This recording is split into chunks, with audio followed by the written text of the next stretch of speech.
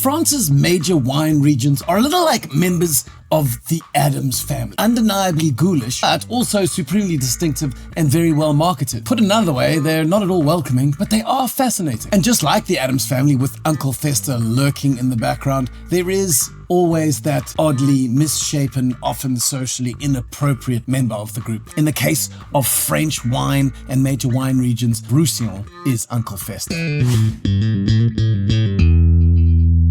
For decades, the dry wines of Roussillon were dismissed as flabby and uninspiring. At best, the region was known for producing some kind of okay sweet wines. The wine industry, I guess, was used to seeing Roussillon as the unkempt poor cousin of the Rhone. But admittedly, perhaps marketers might have flipped that on its head to describe Roussillon as a great value alternative to the Rhone. The point is, in the past, Roussillon was at best tolerated. But that is no longer the case. Over the last 15 years or so, critics like Jancis Robinson and Wine Advocate and Wine Spectator have been handing out 95 plus points to both red wines and white wines. Specifically, Roussillon's white wines have been declared to be on a level with some of the great appellations like Hermitage Blanc, Châteauneuf-du-Pape Blanc, and even Priorat in Spain. Now, if you want to see if the hype is all worth it for these white wines coming out of Roussillon,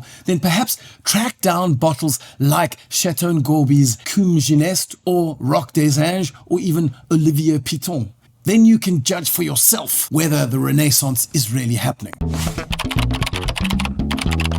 So what changed? How did the scrappy underdog of the French wine industry become a trend-setting cool kid? Well, there were 4 major things that changed, and all of them unfolded gently over the last quarter of a century or so. The first inciting event that saw Roussillon begin to gain street cred was what I'll call the old vine revival. Because generally in the kind of food and beverage and restaurant industry around the world, there was this growing appreciation for the preservation of natural heritage, the whole farm-to-table food scene, and then almost elevation of geo-specific food produce, like, oh, my tomatoes are from Israel and my broccoli is from Brussels. So this whole movement formed a kind of vortex, and in that vortex it stirred up movements like the Australian Old Vine Charter and the South African Old Vine Project and various OIV initiatives that really saw wine-producing regions start to not just appreciate, but also to publicize and market their old vines. Now, as it turns out, Roussillon is a region with the highest density of old vines in all of the winelands in France. So in as short a time as it took for preserving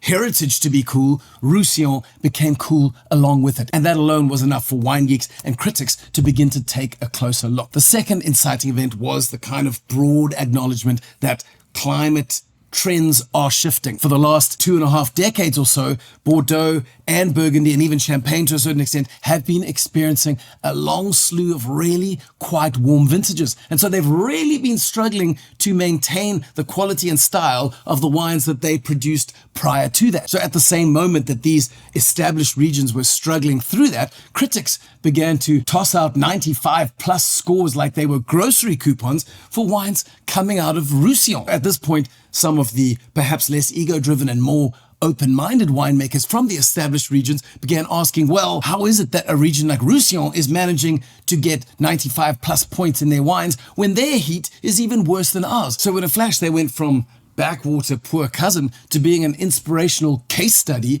in climate change adaptation and winemaking innovation. Now, at this point, a skeptic would be right to ask, hang on, are you saying that actually they've been cool along and everyone else just failed to notice? And I'd say, no, there was a third, slightly more subtle kind of philosophical shift that took place.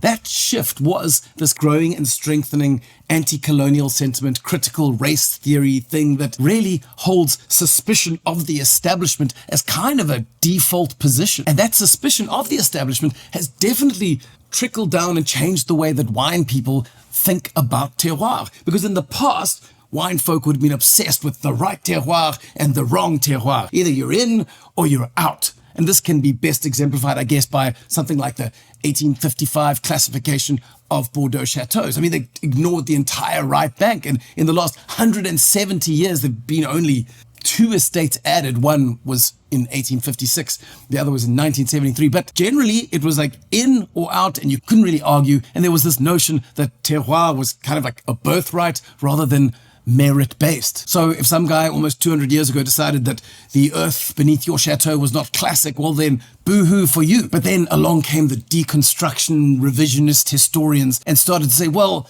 really, what is right terroir and what is wrong terroir? Should we even be asking that question? Instead of asking what's right and wrong, shouldn't we rather be asking, are the cultivars planted here and the winemaking styles suited to whatever terroir may be here? So while this far more inclusive notion of terroir was developing, the Roussillon winemakers had, by necessity, been forced to explore a whole number of cultivars over the last couple of centuries in order to try and find out what works in their hot climate. And so they had a broad array of options, rendering them particularly versatile when compared to regions like Burgundy, for example. The fourth and final change that really cemented Roussillon as one of the new cool kids in the global wine scene was a worldwide growing appreciation for the cultivars of Grenache Noir and Grenache Blanc, of which Roussillon has a boatload. So points 3 and 4 formed like this epic pincer movement where the negative pressure of climate change forced them to innovate and engage with new cultivars. And then the positive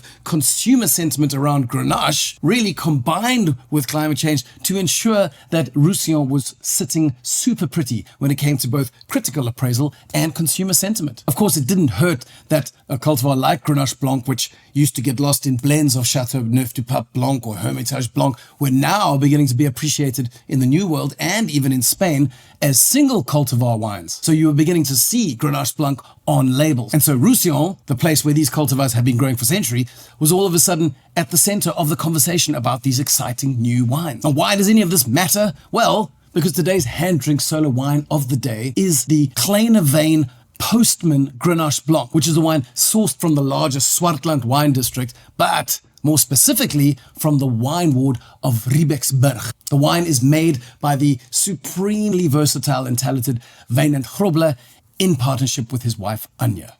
Now, we've featured Kleine wines multiple times over the last couple of years of the Hand Drink Solo Wine Club, so I'm not going to talk more about them now, but I will leave links to 2 videos that explore more of their wines and show just how versatile and imaginative their wines can be.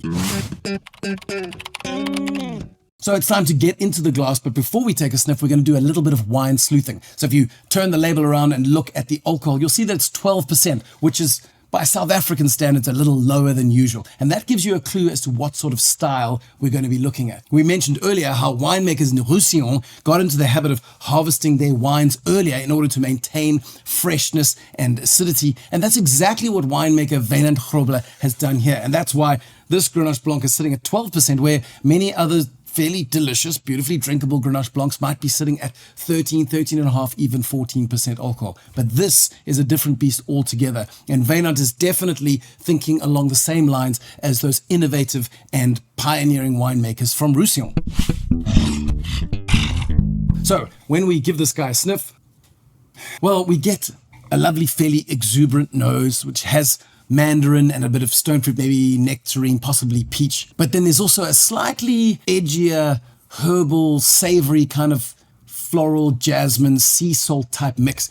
If you ever take a jasmine flower and sniff really closely, you kind of move past the more obvious floral notes and you get a savory, almost meaty core to the aroma. And that's kind of what's going on here. So when we give it a sip, oh, bit of magic. Bit of genius, 3 cheers for Cirilli Bombo. This wine is supremely fresh. It's just like this burst citrus. I talked about naartjie if you're South African, or mandarin, even Seville orange, and then slightly softer, sweeter nectarine notes. But for all that beautiful acidity, this is not lean. In fact, the fruit is quite multifaceted, as you could probably hear from the flavor notes I was giving. And the crazy thing is that in this wine, there is only 2 grams of sugar per liter. So if you were drinking a liter of grape juice, there'd be roughly 150 grams, up to 250 grams per liter. So that sweetness and that generous fruit element, which is beautifully balanced by the really fresh acidity, comes more from the kind of concentration of volatile aromas than from any actual sugar sweetness. This wine really is just a beautiful expression of what happens when you mix clever viticulture with sensitive winemaking. And honestly, if you ever get bored of tasting oranges and mandarin and nectarine and peaches all inside of something that was made purely from grapes, then maybe it's time to give up drinking wine altogether. But rather than do that, why not enjoy this bottle and watch the videos that I'll leave links to right here, both of which talk about white blends that the Kleine have produced at various levels within their range.